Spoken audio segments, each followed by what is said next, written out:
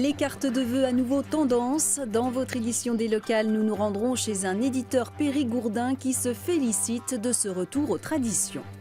Nous verrons également que la ville de Nantes fait la chasse aux 2 roues mal garées, une sanction que les motards ont bien du mal à comprendre. Mais avant, on débute avec la grippe saisonnière qui s'intensifie depuis la semaine dernière. Les passages aux urgences et les hospitalisations de personnes âgées sont en nette augmentation.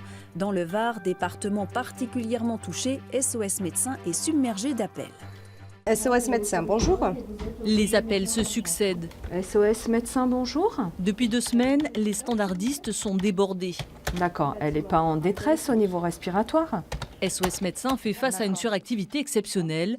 Les malades doivent faire preuve de patience.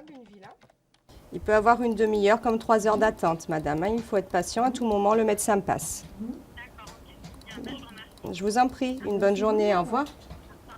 Vous avez beaucoup d'activités?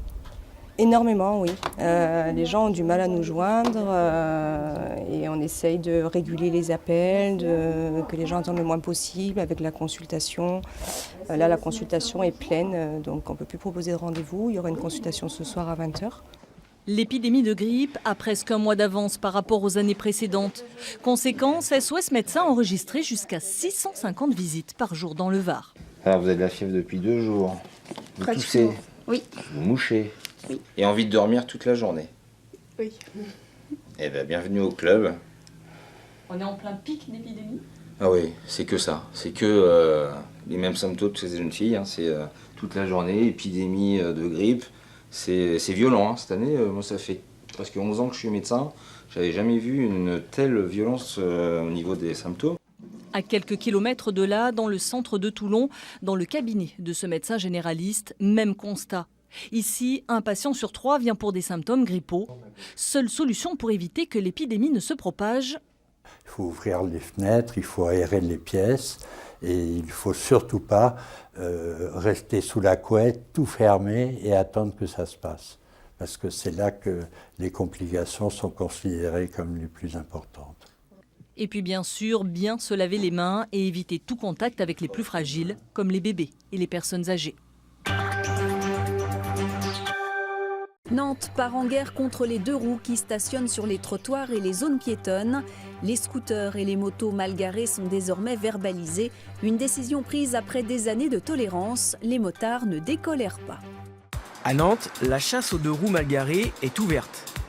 En fait, la ville de Nantes maintenant verbalise tous les véhicules, les 2 roues, qui ne sont pas stationnés sur des espaces dédiés. Ah bon? Je n'étais pas au courant.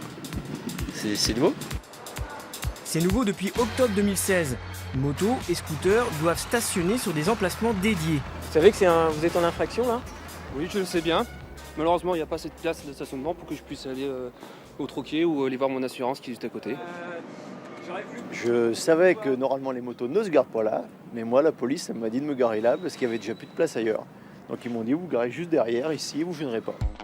Gênant, qui gêne, incommode, constitue un obstacle. L'explication du dictionnaire est claire. Pourtant, utilisateurs de 2 roues et municipalité nantaise s'opposent sur cette définition. Si on se stationne à côté de ces places, même si on estime personnellement qu'elles ne gênent pas, elles sont considérées comme gênantes. Pour la Fédération des motards en colère, pas question de verbaliser tous les véhicules hors zone de stationnement. On refuse ces PV qui sont systématisés, non réfléchis, qui ne répondent pas du tout aux contraintes de l'usager qui s'est mis là. La ville de Nantes sanctionne les contrevenants sur les zones piétonnes.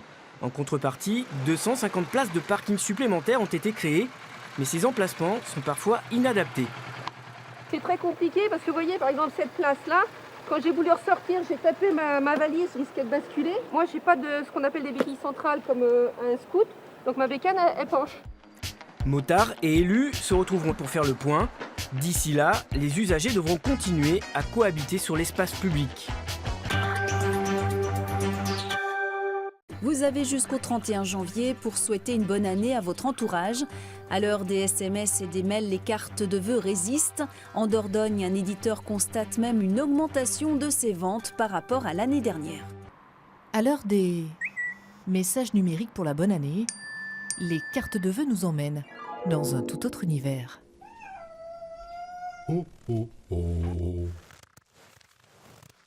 Dans cette entreprise installée à Boulazac, il y en a pour tous les goûts. Des petites mignonnettes de nos grands-mères aux photos traditionnelles, en passant par l'innovation, comme ces cartes 3D. Le grand succès cette année, c'est cette carte, qui est une carte en relief, donc plusieurs volumes, qui est imprimée sur un joli papier irisé. Et c'est la carte objet, donc c'est une carte que non seulement on va pouvoir envoyer, mais qu'on va pouvoir conserver aussi ensuite.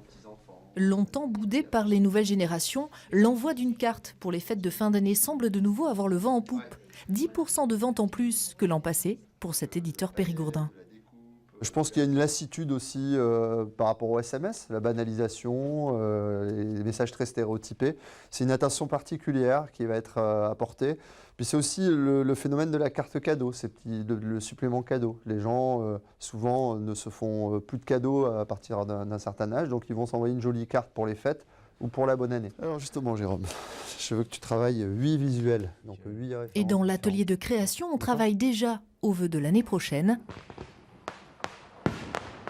Un feu d'artifice pour les yeux. Alors à vos crayons, vous avez jusqu'à la fin du mois pour envoyer vos vœux. Et pour terminer, dans la Sarthe, la mairie d'Allonnes présente depuis 30 ans ses vœux avec des œuvres du plasticien Rémi Le Guilherme, une fidèle collaboration qui fait l'objet d'une exposition. Nous devons apprendre à vivre ensemble comme des frères, sinon nous allons mourir tous ensemble comme des idiots. La citation est de Martin Luther King. Elle a été choisie par la mairie d'Allonnes pour ses vœux en 2016 et illustrée, comme depuis 30 ans, par Rémi Le Guilherme.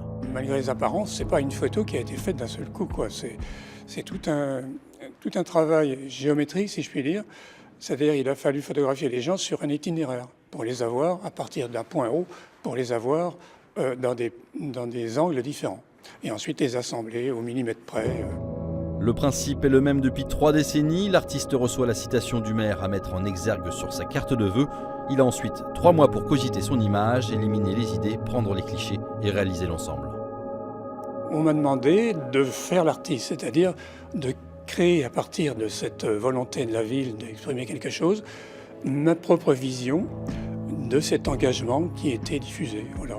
Et c'est toujours dans une totale liberté, c'est-à-dire que la municipalité, les maires successifs m'ont toujours fait confiance.